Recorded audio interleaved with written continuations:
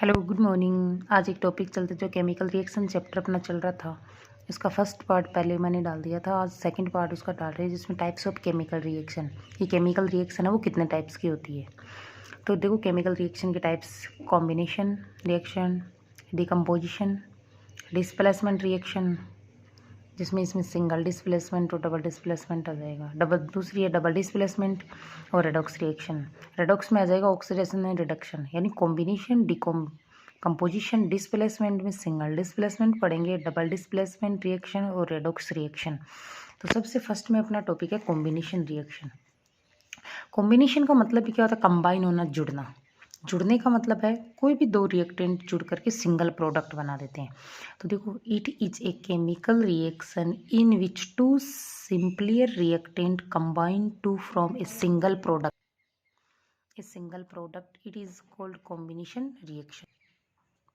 इसके for example, जैसे carbon plus oxygen C+O2 बन गया CO2, तो हो गया ना कंबाइन। देखो कार्बन और ऑक्सीजन दो रिएक्टेंट हैं, सिंपल कोई दो रिएक्टेंट कंबाइन करके सिंगल वन प्रोडक्ट बनाते हैं। ऐसे Mg+Cl2 MgCl2, 2Mg+O2 2MgO और CaO+H2 CaOH का ट्वाइस। इनको बैलेंस की हुई रिएक्शन है ये। फिर सेकंड है डिकम्पोजिशन रिएक्शन। देखो, it is a chemical reaction in which a chemical compound decompose to give two और more new substance. It is called decomposition reaction. For example देखो, यहाँ पे उसका जस्ट अपोजिट हो गया कॉम्बिनेशन का डिकम्पोजिशन, कि उसमें जो सिंपल जो रिएक्टेंट थे वो कंबाइन होकर के सिंगल प्रोडक्ट बना रहे थे। यहाँ पे सिंगल रिएक्टेंट है जो डिकम्पोज होकर के दो या दो से अधिक क्या बना रहा है? प्रोडक्ट बना रहा है। तो CaOH का ट्वाइस तो बन गया CaO+H2, CaCO3, CaO+CO2, ZnCO3 तो बन गया ZnO+CO2, FeSO4 तो Fe2O3+SO2+SO3। यहाँ पे देखो डिकम्पोजिशन रिएक्शन। फिर decomposition reaction are three types. अब डिकम्पोजिशन रिएक्शन के टाइप्स पढ़ेंगे कि कितने टाइप्स की होती है। फर्स्ट है देखो थर्मल या हीटिंग डिसोसिएशन बोलते हैं, फिर फोटोलिटिक बोलते हैं, और थर्ड नंबर पे है इलेक्ट्रोलाइटिक डिसोसिएशन। फर्स्ट है थर्मल डिसोसिएशन। थर्मल या heating dissociation when a single reactant break down into two और more product in the presence of heat.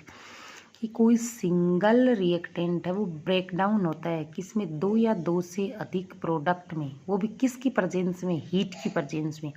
देखो CaCO3 एक सिंगल रिएक्टेंट है, वो हीट की प्रेजेंस में दो दो प्रोडक्ट में कन्वर्ट हो गया है, डिकम्पोज हो गया है, ब्रेक डाउन हो गया, टूट गया है।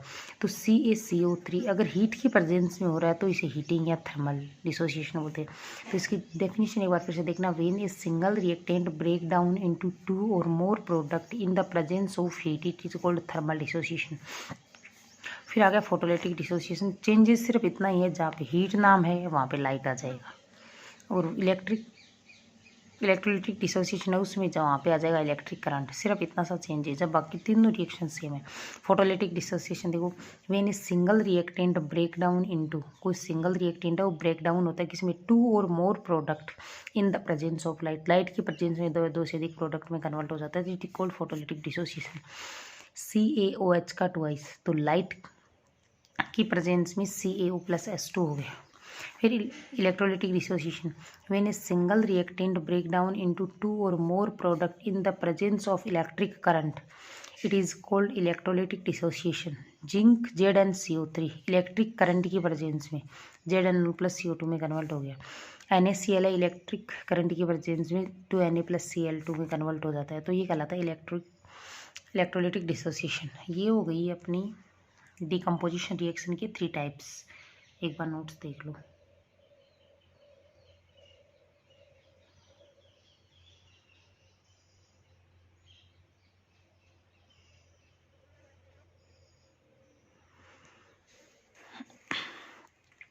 फिर तीसरा टाइप आ गया डिस्प्लेसमेंट रिएक्शन।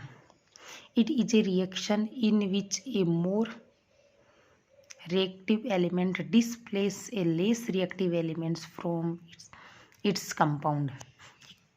कि किसी कंपाउंड में मोर रिएक्टिव जो एलिमेंट होता है वो लेस रिएक्टिव एलिमेंट को अगर डिस्प्लेस करता है तो वो किसके नाम से जानी जाती है? डिस्प्लेसमेंट रिएक्शन के नाम से। यहाँ पे देखो रिएक्शन से जिंक FeSO4, यहाँ पे जिंक है वो आयरन Fe को डिस्प्लेस कर देता है, विस्थापित कर देता है, जिससे देखो बन गया Zn, तो आ जाएगा Fe की जगह Fe हो जाएगा डिस्प्ले, तो ZnSO4 बन गया, Fe बाहर रिलीज हो गया, Fe बाहर हो गया, Zn ने इसकी जगह ले ली, Zn प्लस CuSO4, तो ZnSO4 Cu बाहर, Fe प्लस CuSO4, तो FeSO4 प्लस Cu बाहर आ गया। लेकिन Fe प्लस Zn, अब देखो Fe इधर आ गया, ये Zn इधर आ गया, तो Zn है वो मोर रिएक्टिव है, Fe less reactive, Fe less reactive, Zn more reactive.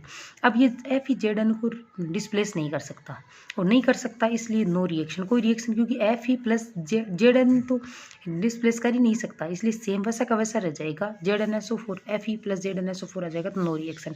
Cu plus FeSO4, अब Fe यहाँ पे मोर रिएक्टिव है, लेस रिएक्टिव, तो Cu को ये डिस्प्लेस नहीं कर सकता, तो वापस ऐसे कैसे आ जाएगी Cu प्लस FeSO4, तो इसलिए नो रिएक्शन। ये ध्यान में रखना है रिएक्टिविटी सीरीज के बेस पे। और यहाँ पे देखो आपकी नॉर्मल रिएक्टिविटी सीरीज जो आगे वाले एक चैप्टर में, नेक्स्ट वाले चैप्टर, सेकंड वाले चैप्टर में भी आपकी रिएक्टिविटी सीरीज दे रखी है, लेकिन मेन मेटल्स के बारे में यहाँ पे लिख रखा Zn FeS2 Cu Ag, ये इनकी रिएक्टिविटी का क्रम है।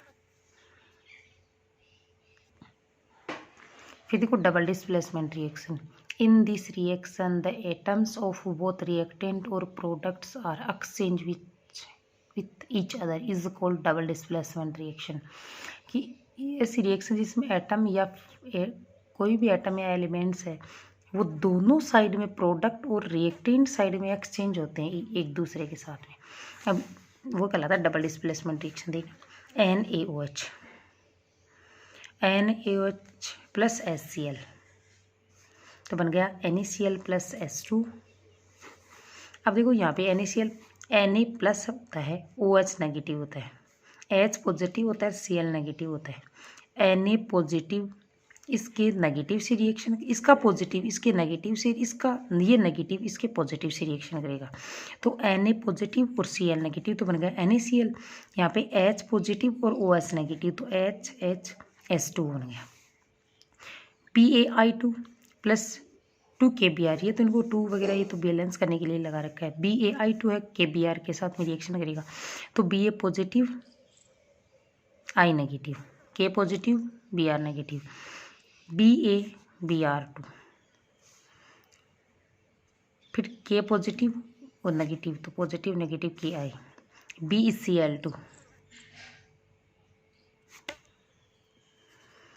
Plus Na2SO4, BeSO4 plus NaCl, Be positive Cl negative, Na positive SO4 negative, positive इसका नेगेटिव BeSO4, इसका पॉजिटिव इसका negative NaCl, NaCl plus AgNO3, वही NaNO3 और AgCl। फिर आ गया रेडॉक्स रिएक्शन। रेडॉक्स रिएक्शन में देखो the chemical reaction in which both oxidation and reduction take place is called redox reaction. CuO plus H2, Cu plus H2 बन गया। देखो यहाँ पे CuO, ऑक्सीजन यहाँ से हट करके यहाँ पे ओनली Cu बन गया, तो ऑक्सीजन का हटना रिडक्शन। अब H2 था उसके साथ में ऑक्सीजन जुड़ गया, ऑक्सीजन का जुड़ना किसी के साथ में ऑक्सीडेशन। अगर किसी से ऑक्सीजन हट गया है तो उसका रिडक्शन, तो कॉपर का तो यहाँ पे रिडक्शन हो गया, और H2 के साथ में ऑक्सीजन जुड़ चुका है, तो H2O में कन्वर्ट हो गया, तो इसका हो गया ऑक्सीडेशन। ऑक्सीजन का जुड़ना ऑक्सीडेशन, ऑक्सीजन का हटना रिडक्शन।